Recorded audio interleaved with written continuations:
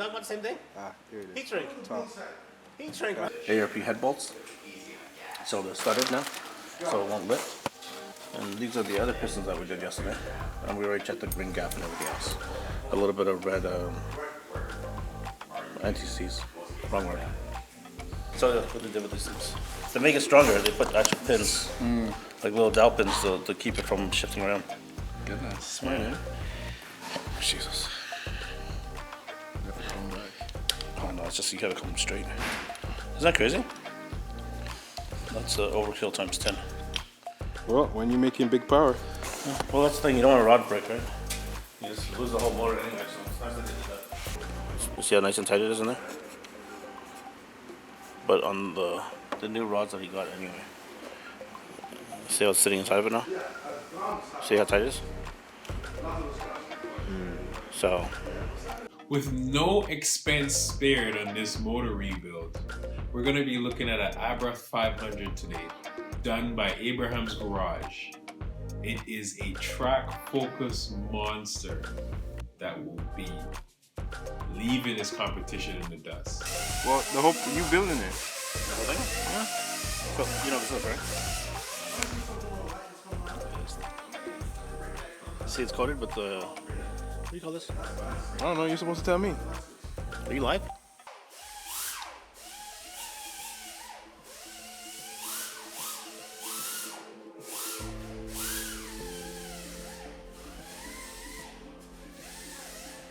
So basically, this is a 1.4 engine.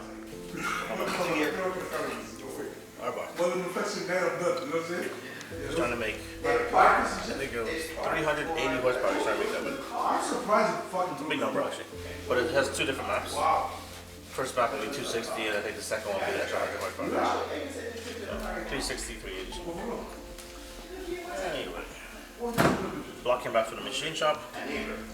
My car not as strong as it used to be. And we honed out the cylinders for new piston rings. We kept the pistons the same stock size, 72 millimeters. But we got titanium rods and forged pistons with the ceramic coating on top. It's pretty good. Pretty. So, step one is to put the rings in the hole and check the clearances. So we can find the rings. Do you need more light? I'll bring it in a second. You want to see what else is in the box? We got. It's just the basic stuff. So I did the first three yesterday. I didn't want to do them all on you. But Yeah, just one. time went by so fast. These are ARP rod bolts. Sorry, wrong word. ARP head bolts. So they're studded now, so it won't lift. And these are the other pistons that we did yesterday. And we already checked the ring gap and everything else. A little bit of red anti-seize. Wrong word. Oh, Assembly grease? Red assembly loop, yeah, exactly. Thank you. Okay, I'm ready. Thank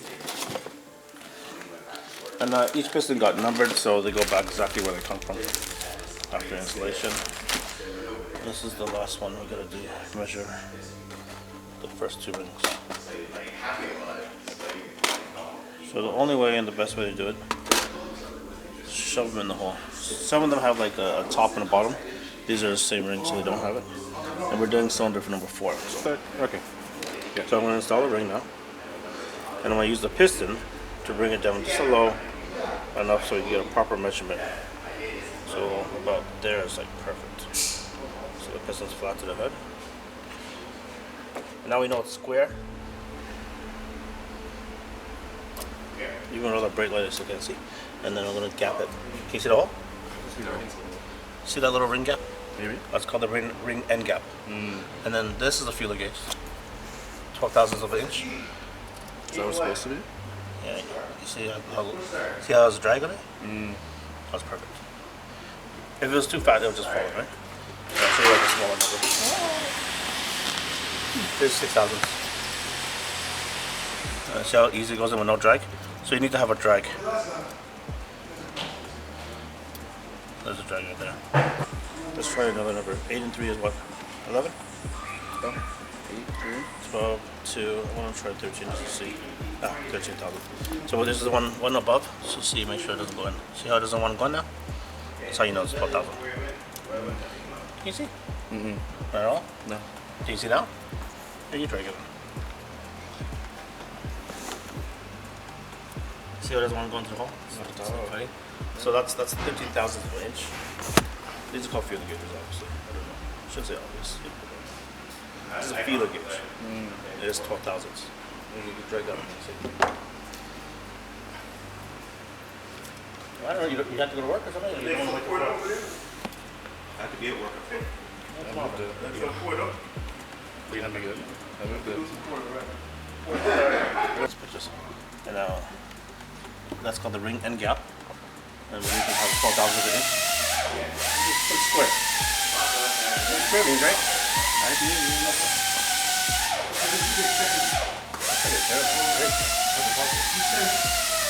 Is there 11 here? Yeah. So it's supposed to have a little drag. It won't even like it. It won't even go in. You don't look now. You see how my hand's in there? Maybe. Andy, you gotta heat shrink the fix. What fix? Don't solder it. Just put the heat shrink in What there. side? Yeah, because you'll get resistance and you'll get bad signal. No, yeah. See it says I TMP. put on the money. Do you see its computer? Do you see TO3? Where is it? Yeah, thing on it. TOP. I can't read that. Am I blind on that? Are we talking about the same thing? Ah, here it Heat is. shrink. Both side. Heat shrink. Stock back in the day. Oh, you didn't put something place. See, I'm lost. So last night we did the pistons on the pin installing. Nothing fun about that, but it's very simple. Pistons on the pins, 2 snap rings. Titanium rods. Can you give me a 10? I want to pull these off. So that's it. Just a wrench. Alright, so here's 12,000 again. I'm going to see the clearance. And this one's actually tight. Let me get you 11. Do you know how you do the math? The ring clearance? You do 11,000. 11th clearance. I actually want 11. It's better than 12. I have to go on the spec. I don't know what the torque spec is. Yeah, that's very light, you know? What was that? Tight?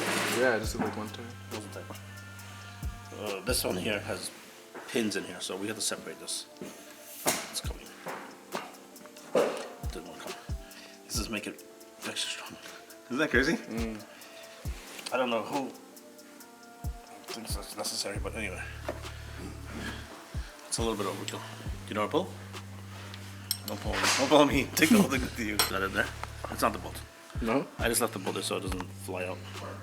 There's actually like a dowel in there to lock it in. I am pulling. You got this strong muscle day.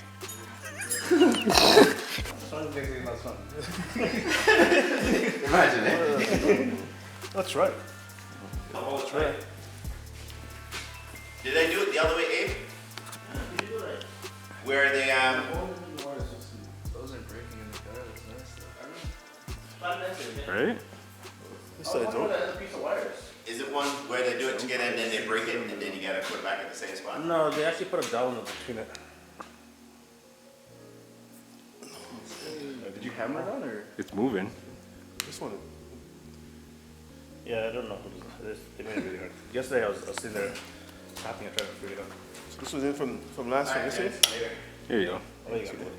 Muscle man. Hey, Joe. So what they did with these things. To make it stronger, they put actual pins, like little dowel pins to keep it from shifting around. Goodness. Smart, eh? Jesus. You have to come back. Oh no, it's just you gotta come straight. Isn't that crazy? That's overkill times 10. Well, when you're making big power. Well, that's the thing, you don't want a rod break, right? You just lose the whole motor anyway, so it's nice that they did that. No sound? I'm amazed at this. Yeah. No, we don't have. Anyway, this is how he gave it to me, wrapped up like this. This saran wrap. Yeah, this wrap up, just to make sure nothing falls out. And then he said I have to cover some ports. I mean, I'm more amazed that it's so compact. I was talking to the guy who owns that car from Italy, right? He said he thinks it's from like one of those Unos or something. Those little Fiats back in the early days. What's up, bud? The Punto? Punto. Yeah, Punto. That's what he said, Punto. Yeah. FT. What does it say? Frank Paul. FTP? I don't know. You tell me. You're the mechanic.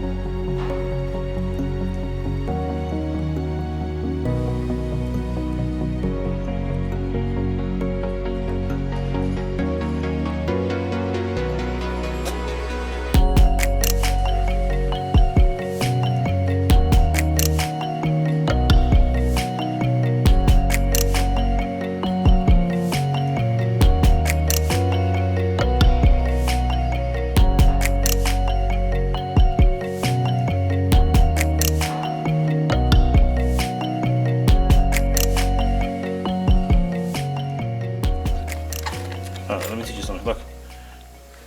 That's when I was born. Can't even see what year it says. I remember not. A bit closer. I didn't see anything. I can't see anything. No, can't focus. Where does it go? Yes or no? Are they all the same? You tell me. Oh, that's the camera. It hurts my eyeballs. How do you guys do it, man? Actually, let me just do it. Maybe. This one has Like you have to watch it. toss bearing. The thing we look for is the holes, right? In the galley. This is just a hole. This is the galley for the pressure. Right. See it there? Oh, what's this? That feeds the. Yeah, you can't block that. Oh, there it is. That feeds the thing. I think that's what you're saying. You have to be careful how you put the first or something. Oh, because if it's not seated right, it'll be blocked. Blocking the wheel passengers. I hope not. These are all made kind of. You can't make a mistake. So there's no holes on this side, but there's holes on this side.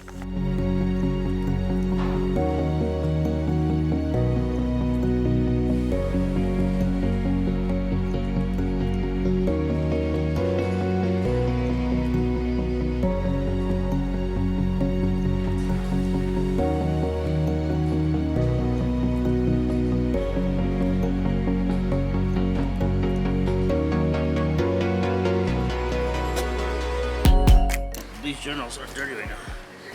When he polished them. Hopefully this doesn't fall over on my face.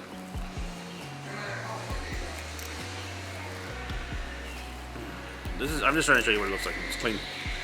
But I don't know if it's gonna help you. Does it look clean now? Mm-hmm. Yeah, see there's a film on it because when you watched it, you don't watch it, it's good. See, that's why I polished it. It had little scratches in it. It's weird because I only had 60, 70K on this motor. It's not a lot of problems on it, you know? I think it'd be cleaner than that. Sad, huh? You're watching.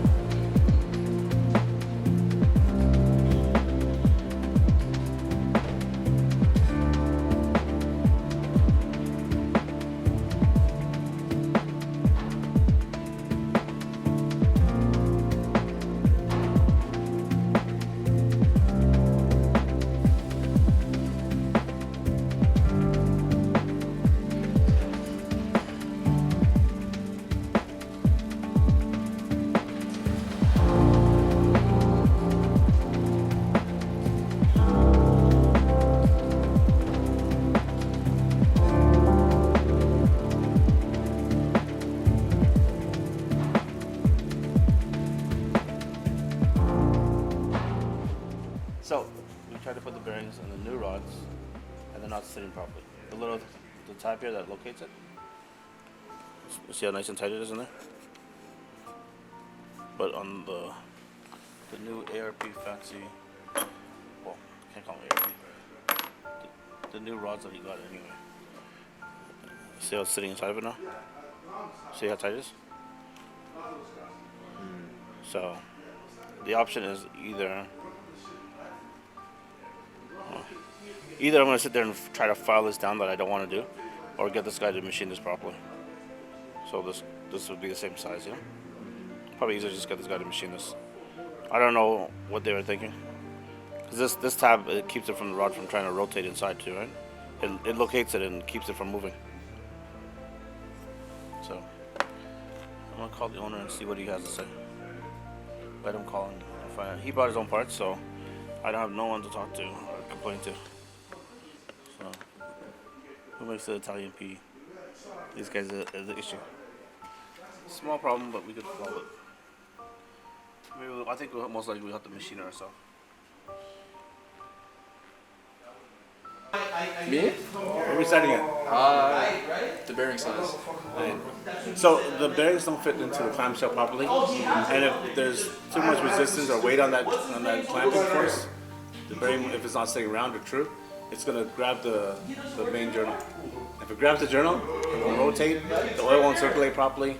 It will seize up and bind up. So I got to make sure that it's sitting well into the cap. And I still got to measure it too on top of that. So you could cut them? I mean, filing is the only way. We'll file the, I don't want to call it which was the bottom of the bearing, bottom of the rod. We'll file those little notches. The rod, eh? Yeah. That's kind of scary, you know? I'd rather file the rod and make it fit the rod bearing, because the bearing is made properly. It's not a bearing fault. The rod is not right. I tried it to the old one. You guys want to do a new one? Like get next rods? Whoever manufactured the rods should have gave it more clearance, so the bearings fit properly. And because he bought all his parts, hopefully, you know, they got the right parts for the right part. That's why I don't know. You wouldn't know that. You wouldn't know that. You know, they're just random parts that came in a box. Yeah. I'm not gonna blame anybody that's made the parts, but I mean, they should be made for that bearing. So that's why there's a problem somewhere. Small problem. You have to get the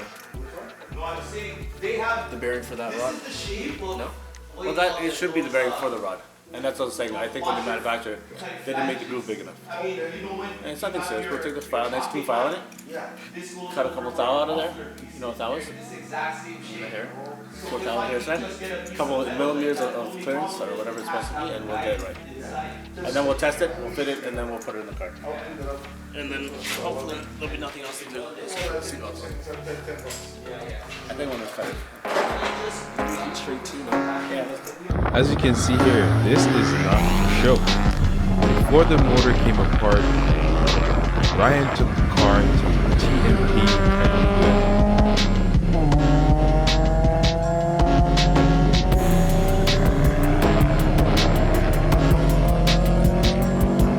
And took on racers from the city. From GTRs, Corvettes, Subarus, he kept up with them all.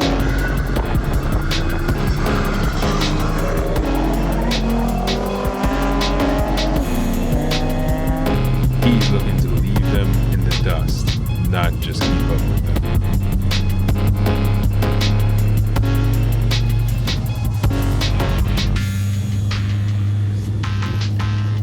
Now let's see what I can do with a car like this in a game like Forza Horizon 5.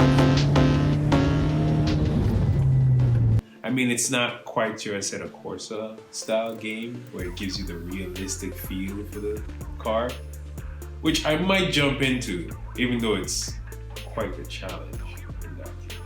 But anyways, without further ado, let's jump in Forza, and we're gonna see what this car can do. Alright? So, without further ado, we are not quite in a 500. This one is,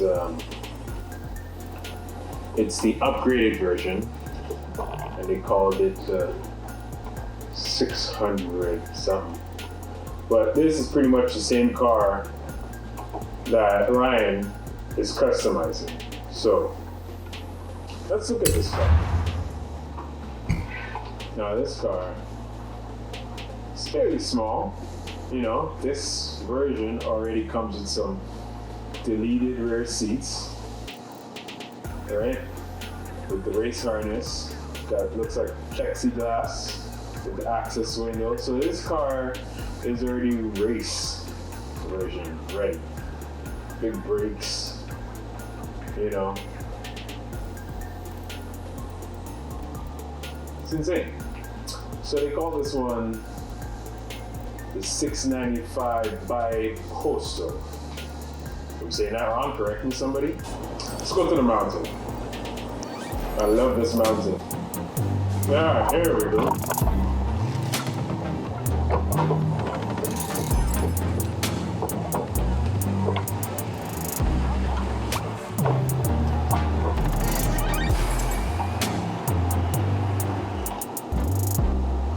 I need to change mine. There we go.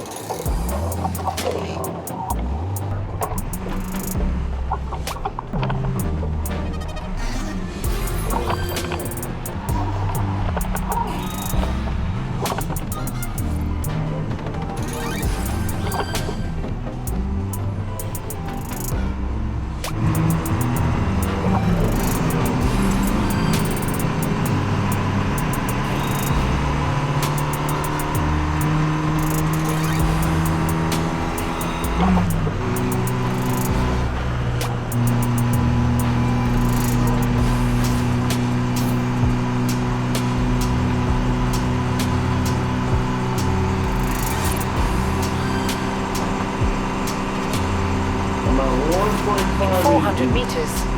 Turn left. So, one thing with this game, turn left.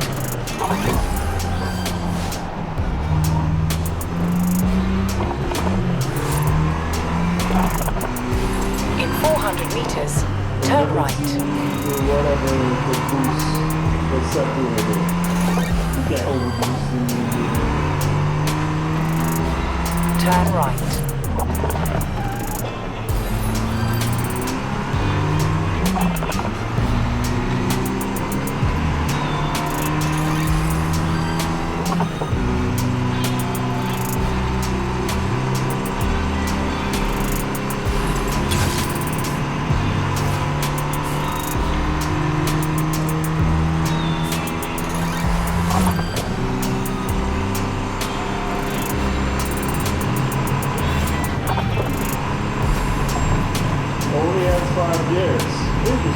In 400 meters, turn right.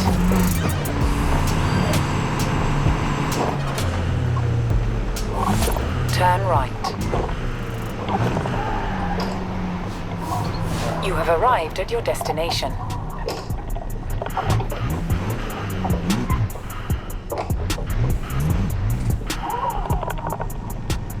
Alright.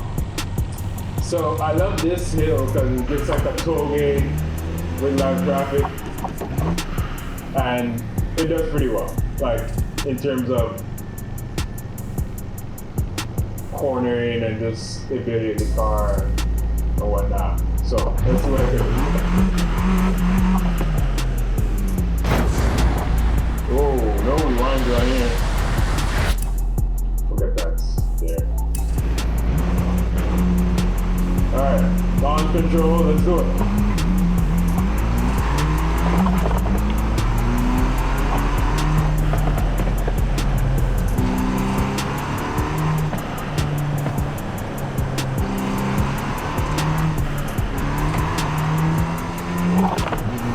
I'm hearing pops and bangs already.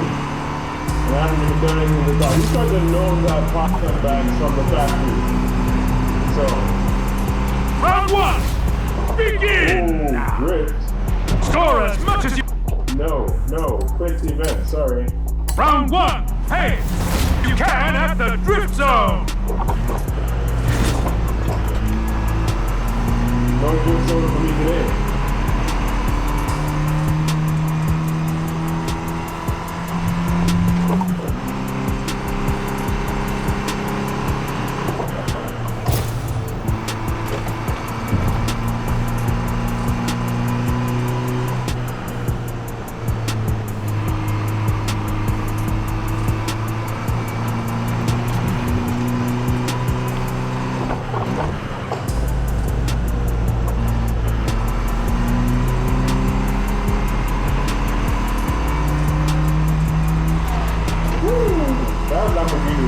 down the barrel.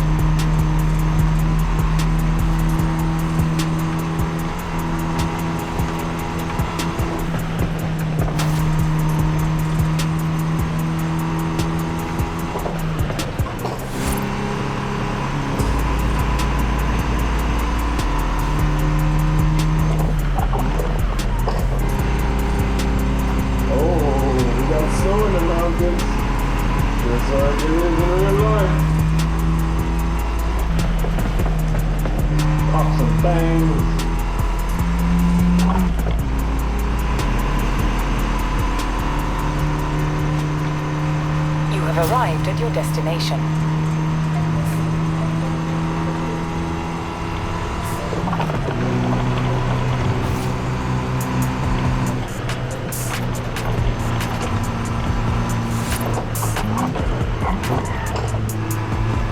Rock up the brakes here a little bit.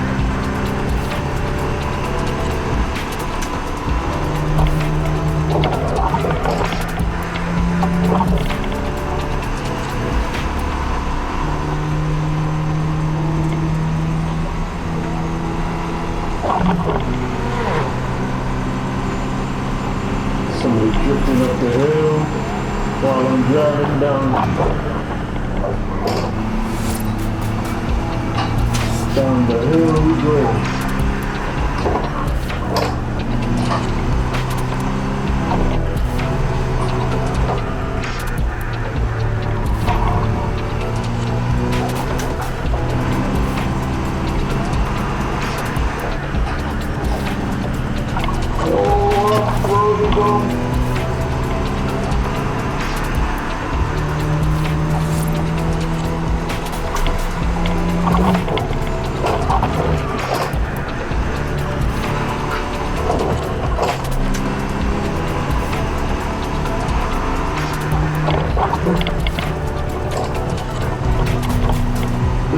Bring it back.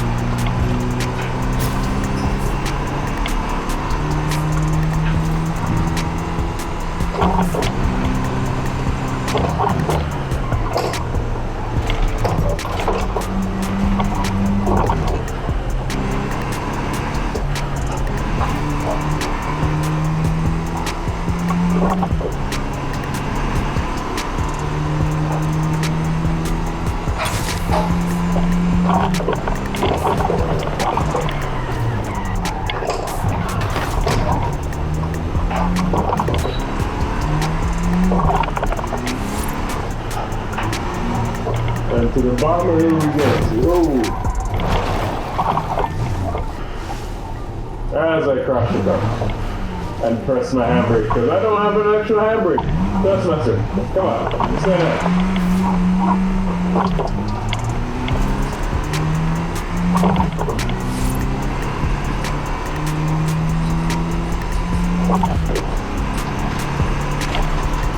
Alright, so we're going back to upgrade the car and see what is actually possible on this platform.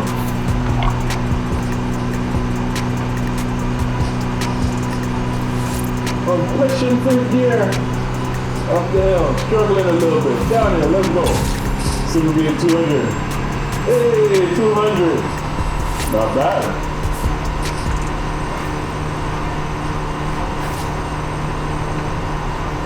Kilometers an hour, that is, of all you Americans. I don't know what that would be in miles per hour. Ooh. Now that we've got the stock version out of the way, let's take a look at what the race version can be like. In this Forza Horizon arcade style game, Forza Motorsport, a more sim arcade game, and we're gonna take a dive into a set of Corsa and maybe even take a lap around the Nürburgring and see what the difference is between the stock version and what Ryan can be gaining by this motor build. You can find that video on the Apex Speed playlist. The next video on this car will be all the supporting mods Abraham's Garage had to partake in order to make sure it's a reliable track car without any hiccups. Stay tuned because that video will be coming in the new year.